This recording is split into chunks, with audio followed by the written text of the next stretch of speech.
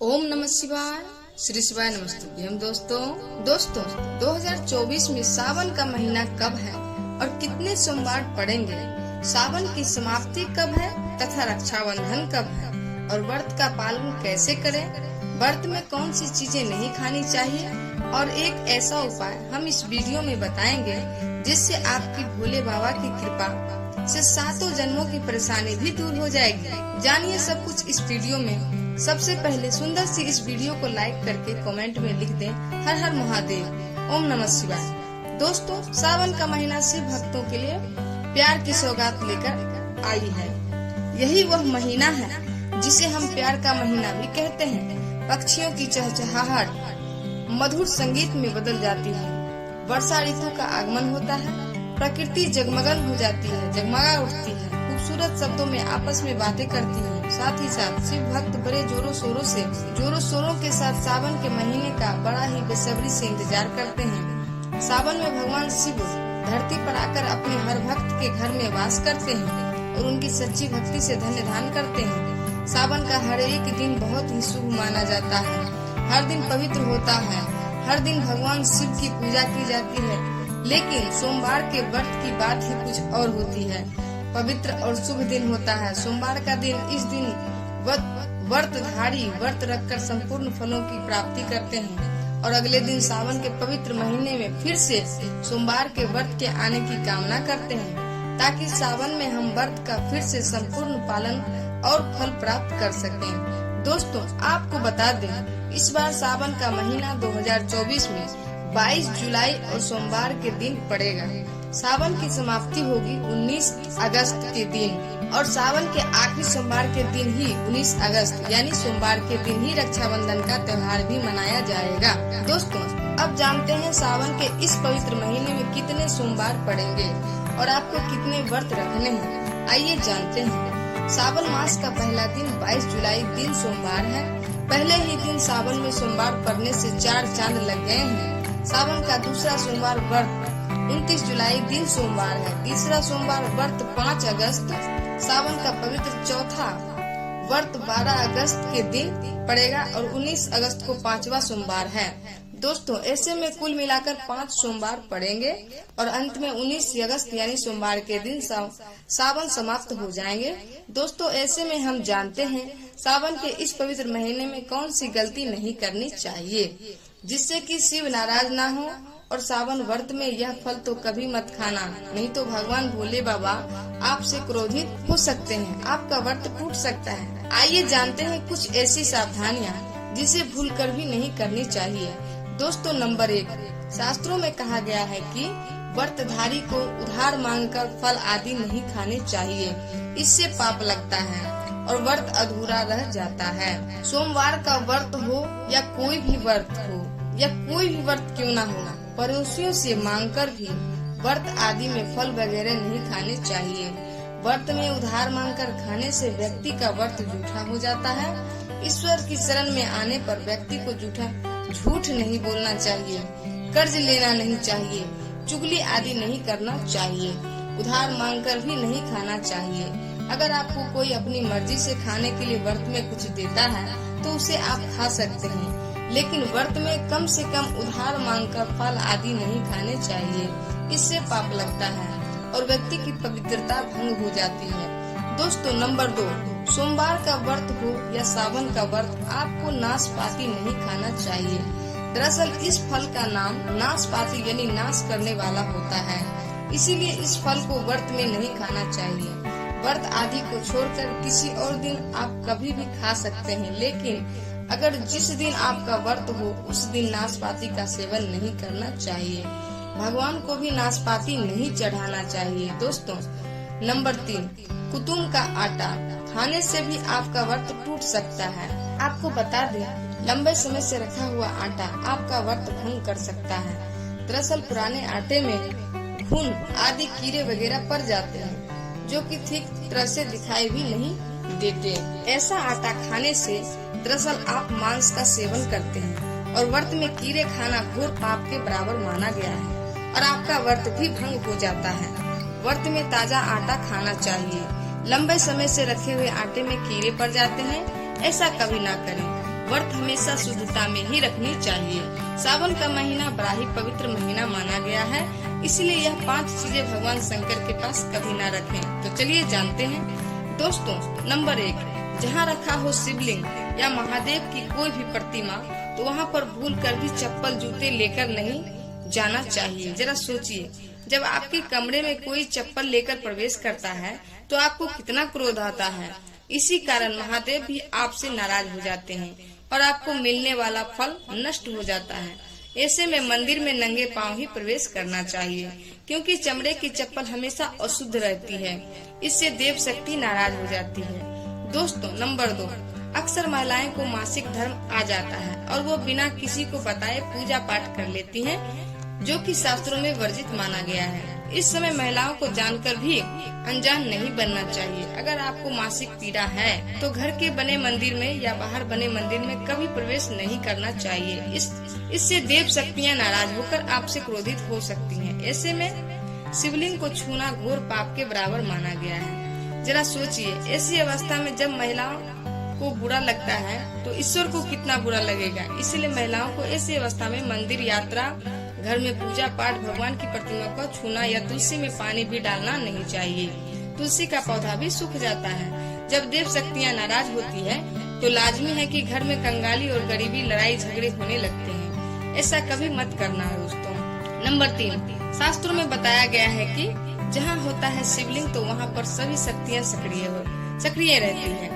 अगर घर में होता है शिवलिंग तो वह व्यक्ति महादेव की कृपा सदैव पा लेता है। वास्तु शास्त्र के अनुसार शिवलिंग से हर वक्त ऊर्जा का संचार होता रहता है। इसीलिए शिवलिंग पर जलाधारा हमेशा होनी चाहिए, जो ऊर्जा को शांत रखता है। कुछ लोग अपने घर में शिवलिंग तो रख लेते हैं, लेकिन वह 1 हफ्ते के बाद जल चढ़ाते हैं, जो कि बिल्कुल भी अच्छा नहीं माना जाता है। अगर आप जल नहीं चढ़ा सकते तो आप अपने घर में शिवलिंग स्थापित कभी ना करें, जो कि गरुड़ पुराण में बताया गया है। इससे उल्टा घर में विनाश होता है। दोस्तों नंबर 4, शास्त्रों में बताया गया है कि तुलसी और महादेव का बैर माना गया है। इसी कारण तुलसी में शिवलिंग और गणेश की प्रतिमा को नहीं रखा जाता।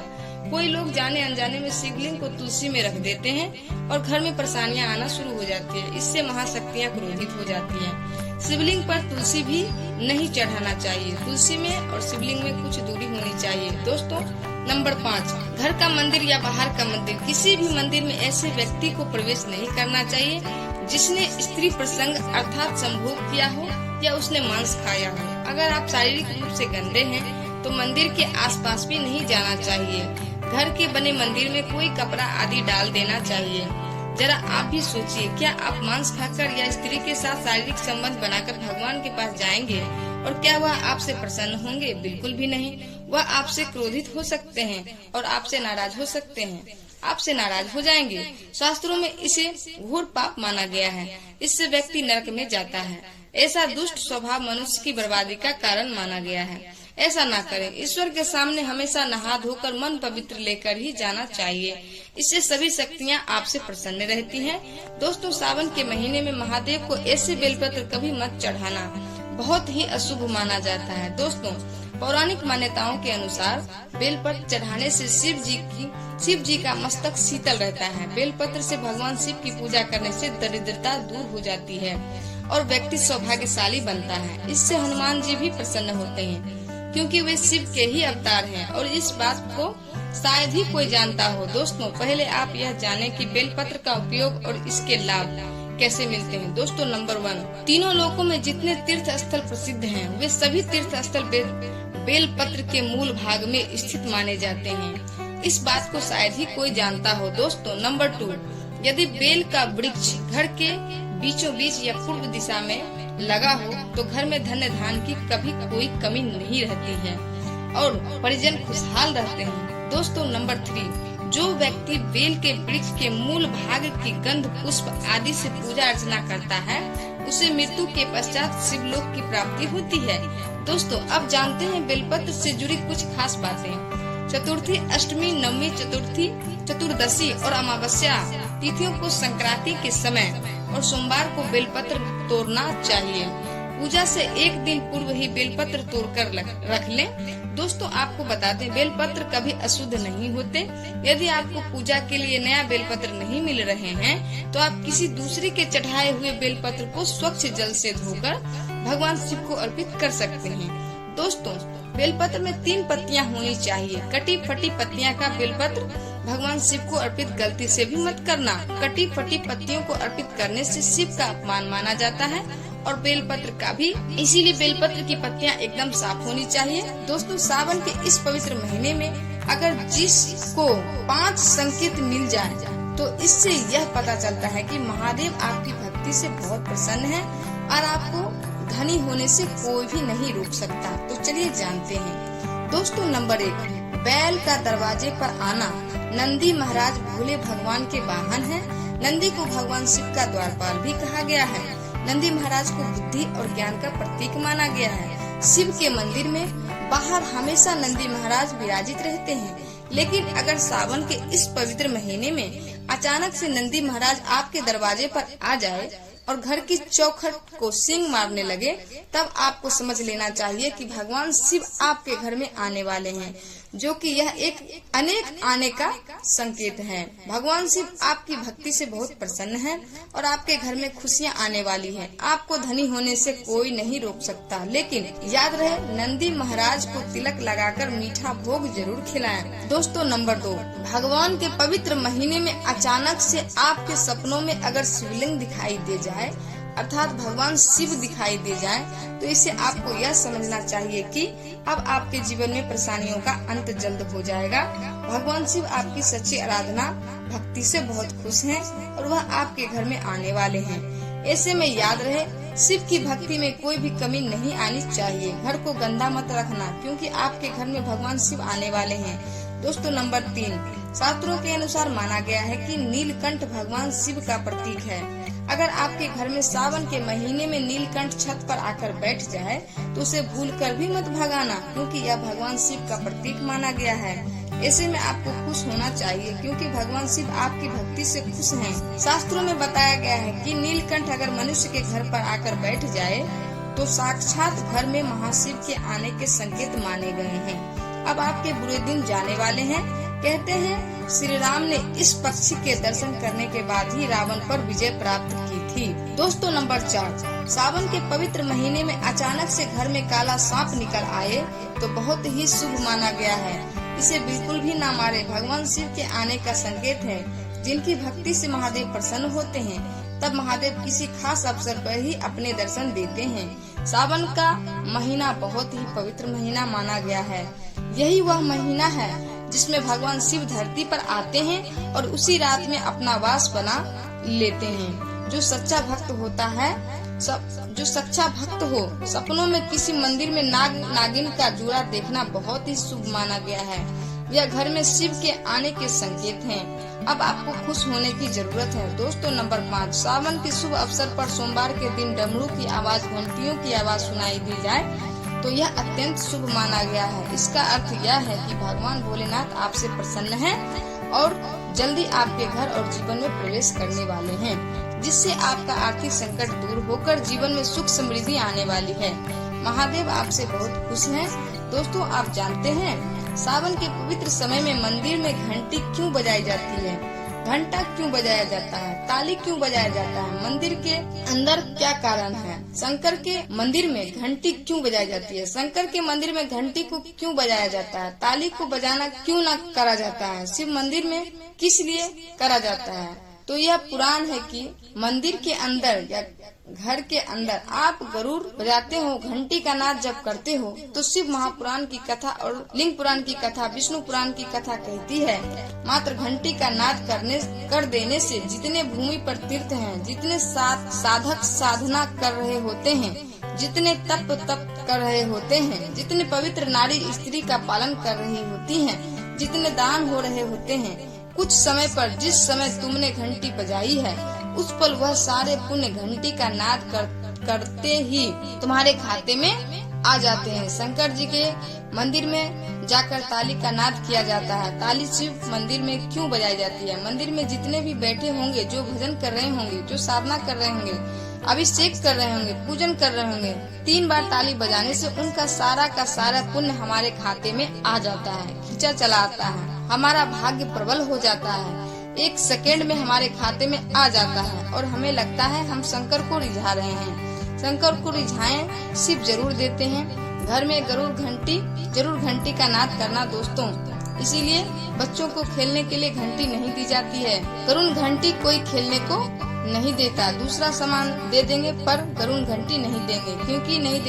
क्योंकि गरुड़ घंटी का जब नाद किया जाता है तो सबका पुण्य हमारे खाते में जाता है। कोई साधारण नहीं है घंटी बजाना। पूजन के समय स्मरण के समय पर भजन करना चाहिए, इसलिए घंटी भी हर कभी नहीं बजाई जाती। और आपसे भी निवेदन है कि मंदिर में भी जाओ तो घंटी का नाद करो तो बड़े प्रेम से करो, ऐसे नहीं बजाए जाओ। मंदिर का पट बंद हो जाता है तो भी लोग घंटी बजा देते हैं, दोष लगता है। भगवान अगर मंदिर में सो रहे हैं तो उस समय घंटी बजाना घोर पाप माना जाता है।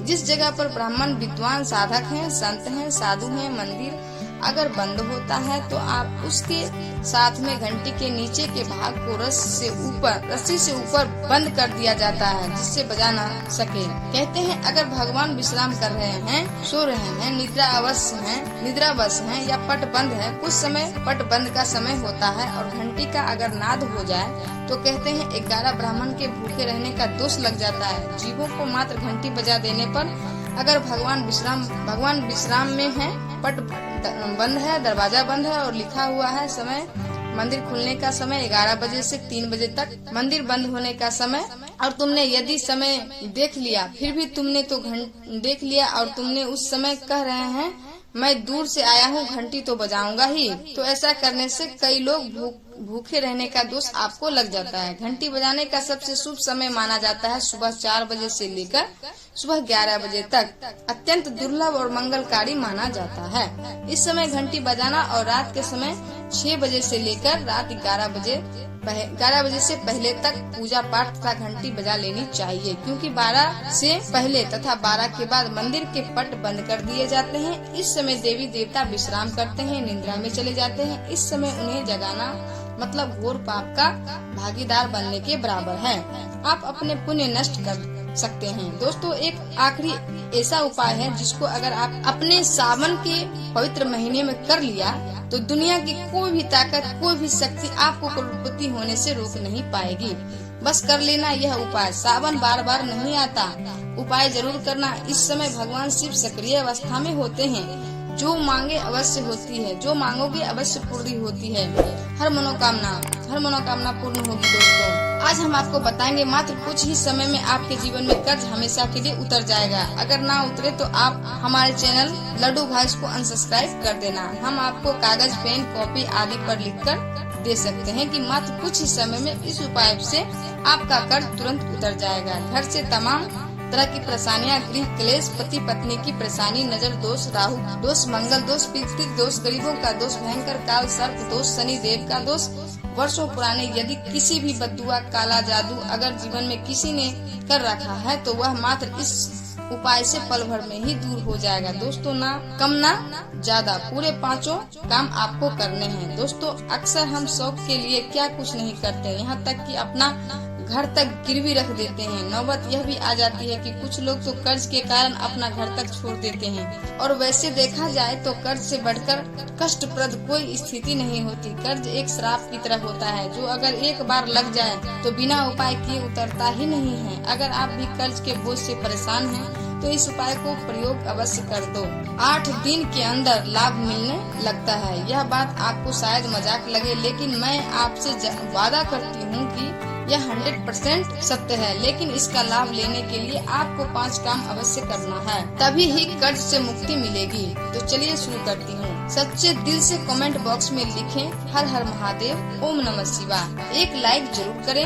और आज का वीडियो बहुत ही सुंदर है, इसलिए एक लाइक आप पहले ही कर दें, क्योंकि आप लाइक करना भूल जाते हैं। आपका एक लाइक हमारे लिए बहुत ही कीमती है, बहुत ही प्यारा है। इसीलिए सावन के पवित्र महीने में भगवान शिव के लिए एक लाइक तो बनता है। दोस्तों, 5 कामों में सबसे पहला काम है, सबसे पहला उपाय है पशु पक्षियों को दाना डालना। पशु पक्षियों को दाना डालने से जिंदगी की बहुत सारी खुशियाँ मिलती हैं, जिसे आप कल्पना भी नहीं कर सकते हैं। पक्षी को हर शनिवार मंगलवार दाना डालने से जल्द कर्ज से मुक्ति मिलने लगती है। शिव पुराण के अनुसार भगवान शिव कहते हैं, यदि व्यक्ति के जीवन में कर्ज हो तो उसी समय उस व्यक्ति को पक्षी को दाना डालना चाहिए तथा पानी भी पिलाना चाहिए। भगवान शिव कहते हैं, माटी के प्याले में जिस पक्षी को पानी पिलाया जाता है तो उस व्यक्ति की 7 पीढ़ियां कभी कर्ज नहीं भोग पाता।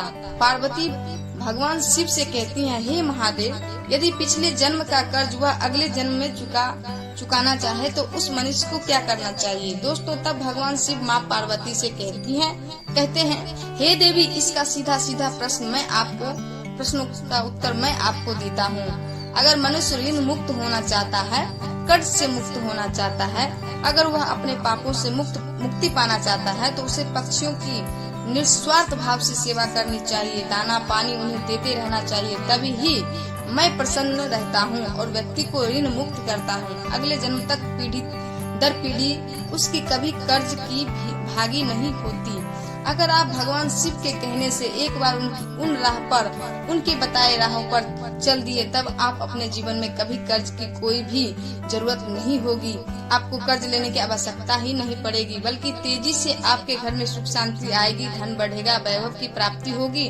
और यह उपाय करने के बाद इसका असर आपको 2 से 3 दिन में देखने मिलने लगता है। यह कर्म तो जरूर करें, क्योंकि साक्षात भगवान शिव ने मनुष्य को कर्ज से बचाने के लिए बोला था। दोस्तों, चींटियों को अगर उनके मन के अनुसार खाना खिलाया जाए, भोजन कराया जाए, तो जिंदगी का वह सारा सुख मिलता है जिसकी हर किसी को जरूरत है। इसीलिए यह उपाय भी करते रहें। ऐसा करने से जल्द कर्ज से मुक्ति मिल जाती है।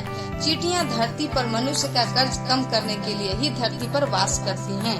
अगर मनुष्य इस बात को समझ जाए कि चींटियां हमारे कर्ज के बोझ को सहती हैं, कम करती हैं, कर्ज को घटाती हैं, तब उसी क्षण हमारे भारत में कोई भी कर्ज का भागी नहीं बनेगा। कर्ज के बोझ के कारण उसे अपना घर गिरवी नहीं रखना पड़ेगा। किसी भी शादीशुदा स्त्री को अपने गहने गिरवी नहीं डालने पड़ेंगे। भूमि आदि को परेशानियों के चलते बेचना नहीं पड़ेगा। दोस्तों, चींटियों का तो काम ही होता है मनुष्य के जीवन से ऋण को हमेशा के लिए दूर करना। कर्ज को चींटियां कैसे कम करती हैं, वह हम आपको उपाय बताने वाले हैं, तो वीडियो के अंत तक बने रहिएगा। चींटियों को यह एक चीज अवश्य खिला देना, उसी दिन से आपका कर्ज धीरे धीरे उतरने लगेगा। क्या चीज खिलानी है हम वीडियो में बता रहे हैं, बस आप कंटिन्यू बने रहिएगा। अगर वीडियो को लाइक जरूर करें। लड्डू वॉइस चैनल कभी आपके साथ धोखा धड़े नहीं करता, हम सटीक जानकारी आपको देते हैं। दोस्तों, देखिए, चींटियों को आप ऐसा क्या खिलाएं जिससे उसी क्षण हम ऋण मुक्त हो जाएं, कर्ज हमारा छूमंतर से उतर जाए। क्योंकि हमने शुरू में ही बताया था, शास्त्रों में लिखा है कि चींटियां मनुष्य का कर्ज कम करती हैं, कर्ज को घटा देती है, समाप्त कर देती है। बस चींटियों को खिला देना, यह एक चीज शास्त्रों के अनुसार माना जाता है कि जब यमराज के शरीर से उसकी आत्मा यमराज के पास लेकर के जब पहुंचते हैं, तब उसे कुछ याद नहीं रहता। तब उसके कर्म ही चींटी के कान तक पहुंचकर याद दिलाती है और वह तब वह यमराज जी के सामने बोल पाता है। चींटियों को गुरुवार, शनिवार, मंगलवार और बुधवार के दिन यदि बेसन के लड्डू सुनते रहिए। यदि सावन के महीने में बेसन के लड्डू खिलाए जाएं, तो चींटियां प्रसन्न हो जाती हैं और मनुष्य को आशीर्वाद देती हैं। चींटियों को ग्रहों की रानी कहा जाता है। नवग्रह चींटियों में साक्षात वास होता है। वेद पुराण के अनुसार साक्षात चींटियां माता लक्ष्मी को आपके घर तक ला देती है। घर में माता लक्ष्मी को लाने का सबसे बड़ा हाथ चींटियों का ही होता है, क्योंकि चींटियां प्रसन्न, लक्ष्मी भी प्रसन्न। बेटियों को चीनी खिलाने से ग्रह शांत होते हैं। ग्रह यदि एक बार शांत हो जाए तो मनुष्य खुद ब खुद राजा बन जाता है, करोड़पति, महाधनी। घर में तेजी से धन चुंबक की तरह खींचा चला आता है। यह दूसरा उपाय है। और आपको चींटियों को चीनी या बेसन के लड्डू जरूर खिलाते रहिएगा, चूकना मत, भूलना मत। आप चाहे तो मीठे बिस्किट भी चींटियों को अवश्य पूर्वक खिला सकते हैं। बिस्किट हम भी चींटियों को इस दिन जरूर खिलाते हैं। दोस्तों, नंबर 3, बंदर के पवित्र महीनों में, सावन के पवित्र महीनों में बंदरों को अगर हर मंगलवार मीठा और चना डाल दिया जाए तो जिंदगी की वो हर मुश्किलें हल हो जाती है। जिसकी हर व्यक्ति को जरूरत है। बंदरों को खाना खिलाने से बजरंग बली बहुत ही प्रसन्न हो जाते हैं और आपके सारे कष्ट हर लेते हैं। एक बंदर को मंगलवार के दिन भोजन कराने से 10 हनुमान चालीसा का फल प्राप्त होता है और 10 बंदरों को चना आदि केला खिलाने से 1000 बार हनुमान चालीसा पढ़ने का पुण्य प्राप्त होता है। दोस्तों, सावन में काल भैरव की सवारी कुत्ते, अगर कुत्तों को मीठा बिस्कुट खिलाया जाए तो कर्ज से मुक्ति तो मिलती ही है, साथ ही साथ घर में लड़ाई झगड़े आदि और नकारात्मक ऊर्जा भी नष्ट हो जाती है। इसलिए यह उपाय भी करते रहें। भगवान शिव को पशुपतिनाथ यूं ही नहीं कहा जाता, इसलिए काल भैरव की सवारी कुत्ते को भोजन अवश्य कराएं। सावन में दोस्तों अब बात करते हैं नंबर 5, गाय। दोस्तों, शायद आप जानते नहीं, गाय में सारी देवी देवताओं का वास होता है और इन्हें इसी कारण गौ माता के नाम से भी जाना जाता है। अगर हम गाय को पहली रोटी खिलाएं तो इसका असर आपको उसी दिन से ही देखने को मिलने लगता है और धीरे धीरे हमारे सारी समस्याएं खत्म हो जाती हैं। अगर आपको किसी बात का भय लगता है या फिर कोई चिंता सता रही है तो इस समय में सावन में आपको अपने सर के ऊपर से 7 बार 5 बेसन के लड्डू अपने सर के ऊपर से उतारकर किसी काले गाय को खिला दें। ऐसा करने से आपको कर्ज से मुक्ति तो मिलती ही है, साथ ही साथ हमारे सारे पाप भी मिट जाते हैं। और दुष्ट तो जरूरी जानकारी, अगर आपको 10 दिन के अंदर कर्ज से मुक्ति पाना है तो सावन में इन 5 उपाय को अवश्य करें, तभी ही कर्ज से मुक्ति मिलेगी। पशुपतिनाथ के लिए 1 लाइक तो बनता है। हर हर महादेव। सावन की हार्दिक शुभकामनाएं। आप सभी का धन्यवाद।